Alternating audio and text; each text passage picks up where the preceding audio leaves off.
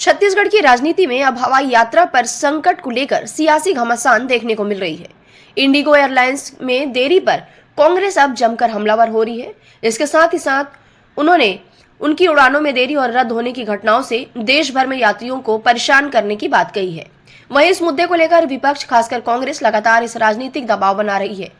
Airlines की मनमानी का असर छत्तीसगढ़ में भी अब बड़े पैमाने पर देखा जा रहा है, जिसे लेकर छत्तीसगढ़ के पीसीसी अध्यक्ष दीपक बैज ने केंद्र सरकार पर निशाना साधा और कहा कि सरकार की नाकामी के कारण कई हवाई यात्रा में संकट आया है। दीपक बैज ने कहा कि केंद्र सरकार की गलत नीतियों के कारण ही एयरलाइंस की मनमानी बढ़ी और हवाई यात्रा में यह संकट उत्पन्न हुआ है। उन्होंने आशंका जताई है कि एकाधिकार के कारण विमानन क्षेत्र की तरह ही इंटरनेट, बिजली क्षेत्र और अन्य सेवा क्षेत्रों में भी आने वाले दिनों में निजी कंपनियों की मनमानियां बढ़ सकती है। इस दौरान दीपक बैज ने पूर्व प्रधानमंत्री इंदिरा गांधी को याद करते हुए कहा कि यदि आज वह होती तो निजी कंपनियों की मनमानी नहीं चलती और उनका सरकार में विलय हो चुका होता।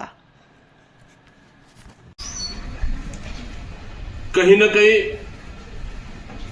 इस सरकार की नाकामी के वजह से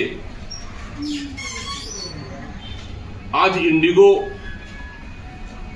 एयरलाइंस से पूरी देश की जनता संकट में आ गए हैं। आज देश की जनता स्वर्गीय इंदिरा गांधी जी को याद कर रहे हैं। अगर इंदिरा गांधी जी आज होते, मैं समझता हूं को इंडिगो एयरलाइंस को अभी तक अधिग्रहण कर लिए होते। सिर्फ सवाल हवाई सफर का नहीं, आने वाला समय में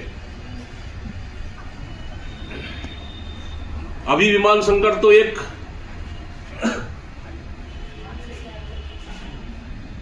एक संकेत है।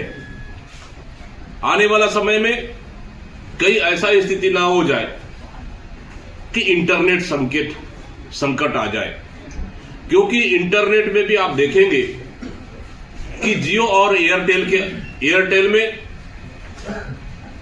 सिर्फ एक कंपनी का एकाधिकार है और दूसरी तरफ देश के पावर सेक्टर में एक उद्योगपति का एकाधिकार है।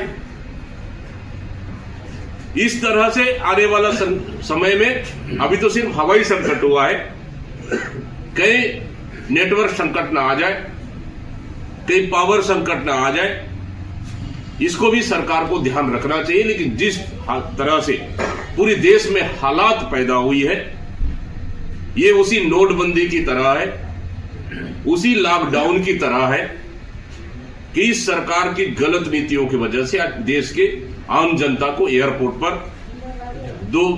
कई दिनों से आज इस सरकार ने लाइन पे लगा दिया है। इसको सरकार को तत्काल बहाल करना चाहिए।